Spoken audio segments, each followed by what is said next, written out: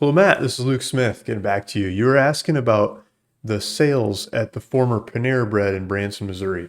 So I don't know the exact sales, but I can come up with some synthetic ones. So I thought I would show that to you, hence this video. So let's take a look at it. So I've got Panera Bread in the background, and I've got the cell phone traffic of how many customers go to this location. And I've also got some other data. So I pulled up,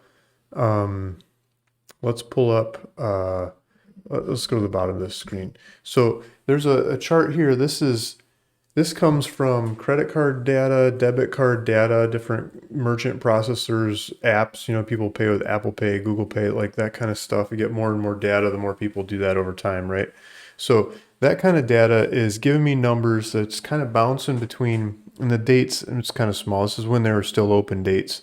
They're closed now, but they were getting kind of between $20 on the lower end, and sometimes they got over $40 like around Christmas time. People are really buying stuff, but generally closer to the $20 to $25, bounce between 20 to 25 and numerous spikes above that. But I'm going to go with the lower end numbers. So remember that 20 to $25 average ticket sales, average ticket size. And then I got behind my head here, if I get out of the way, I pulled up the traffic. This is them going out of business down here.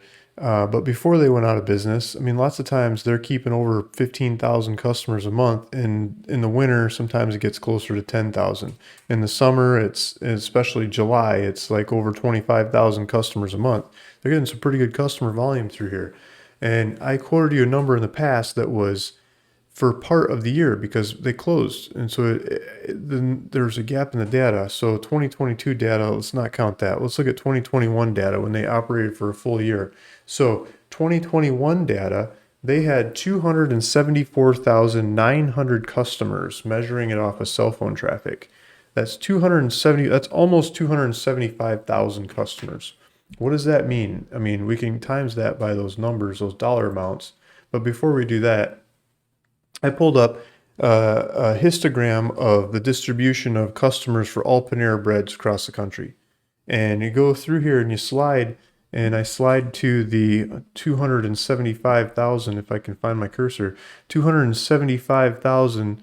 And this would be like the equivalent of today's, not the 2021 that this data is from, but today's, because I don't have the 2021 distribution, but I mean, 275 is a 90 to 91 percentile.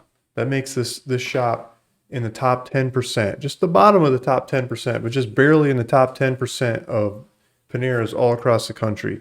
That holds true for a lot of shops and a lot of restaurants in this area seem to be in the top 10%, especially the top 25%. Pretty much everybody's a top 25%, but McDonald's is like 98 percentile. Good luck getting land or a location next to a 98 percentile McDonald's, right? So if we go back and we take this number of how many customers they had in 2021, and we times it by their average ticket sales before they closed at $20 an average ticket, that's 5.498, basically $5.5 million of sales. If it's a $20, that's the low end. Like they kept kind of bouncing off of that, but most of the time they're above the $20. If it was 22 and a half, which I think is more of like a normalish number for what kinds of numbers I see in the data, it's 6.185, almost 6.2, just a hair shy of $6.2 million in sales. If it's $25, which is kind of in the higher end, but I mean, they did a lot of 25s and a lot above that too. But this is probably too high of a number to get the average. But $25, I calculated it. So it's 6.8 and change. Let's call it 6.8. Let's round it down. So the median, it's like 6.2. It's in the high fives to lower sixes in sales that they had here in 2021. That's a really good Panera Bread. You can pay lots of rent on that. You can have a lot of room between the rent I'm asking and normal industry ratios. There's a lot of room for error there. Those are some awesome sales, in my opinion. Okay, so to hammer that home a little bit more, I pulled up a map. And so we got Panera Bread. Let's see if I can find, I'm going to get lost. Okay, So Panera Bread's here. This 98 percentile McDonald's is here. The main road that's got the most traffic is this one here. But then this road comes off. We got Walmart over here. This, if I can reach it, that one's Walmart. And so the side street going this way to a whole bunch of hotels and golf courses and on and beyond is where we are. So this is where they're getting the 90 percentile Panera Bread.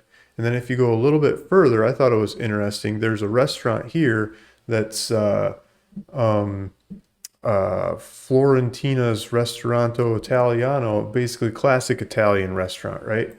And I pulled that one up because they're getting a lot of traffic. They were getting, um, if we pull it up, I mean, their monthly hit numbers were, I think, really good.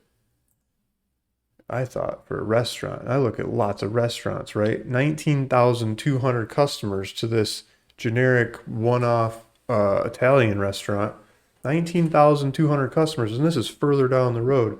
So if we go back and we look at this, you know, McDonald's, the old Panera building that I'm promoting to you, and then random Italian place. I mean, there's all kinds of examples, but further on down this road, random Italian place is getting 80,000, or sorry, 80 percentile. And this is all the restaurants in the US. So if we take all the restaurants and we look at their cell phone traffic going to the restaurant, this Italian place, mom and pop Italian place, is at 80 percentile. They're further on down the road. So we were talking about traffic flows and restaurant demand in the area. I think that's a really neat, interesting data point. 80 percentile mom and pop's restaurant down the street.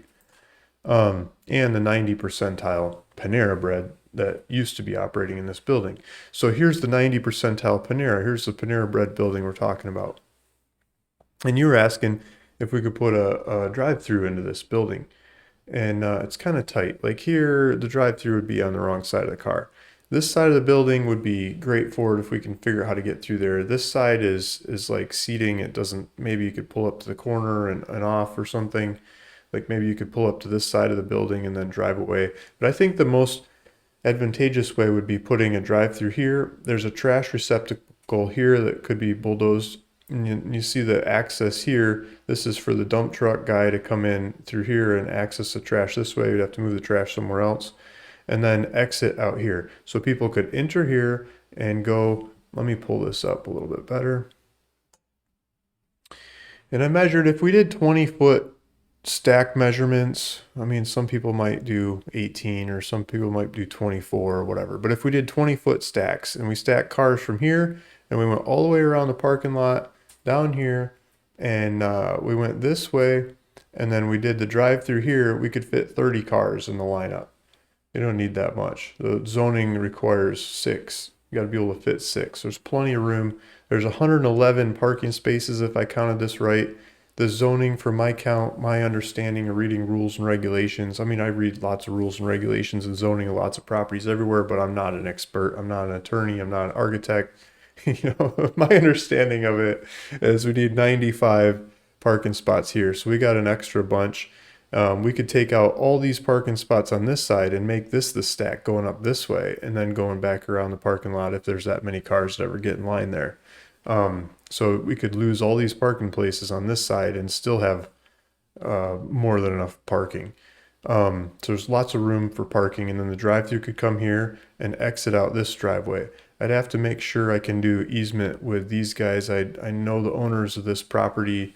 I'm in contact with them. I believe I could negotiate it. I don't have it negotiated yet, but I believe I could to put the access, the exit through this driveway. So off the side of this building would be my best guess, the place to put a drive-through. I mean, other options, please let me know. Can't do it in the front with zoning. It can't be on the front side. It has to be on the sides or the back. This is probably too complicated to do it on this side. But that could work. So that's the idea of the zoning. And now if I zoom in, look at it from a couple different ways, I don't think we would mess with the utilities that are there because people would drive out this way. And They could pull up to this side of the building. This piece over here is the trash. I mean, I could rip that off and make the drive-through right through there and put the trash somewhere else. Might lose some parking spots in the parking lot somewhere for the trash. And the dumpster or the trash truck could come a different direction, but it could come off this side of the building and then come out here. These 3 parking spots, you might have to move them up here to keep them parking neutral. These parking could move over here and this could come down, and it would make more sense to come through. But we could hire somebody that knows how to do that better than I do. So if we went, oh, how do I get back? Now it's going crazy on me. Okay, there we go. Maybe not. I wanted to look at it from the other side. Okay, so if we went from this side and looked at it, so we're looking at the building from the other side, the drive-through would go through here where this blue dumpster is. So there's a dumpster hiding in this part of the building. So we could cut that off to get a window to access into the kitchen side of the building over here. So you could drive through on that side and exit through that parking lot and out. Could be an option. Talking to zoning, they seem totally open for it, and just got to draw it up and hammer it home. Luke Smith, ruralvacantland.com. Thanks for listening. Thanks for watching. If other people are out there watching this video and you want to be involved in deals like this in the future, I'm always open. Please give me a call. I'll put contact information in the description of this video, as well as the location of this specific property if you're studying deals I'm into and asking questions and things and researching and learning. Look at the description below. Thanks for listening. Thanks for watching. See you in the next one.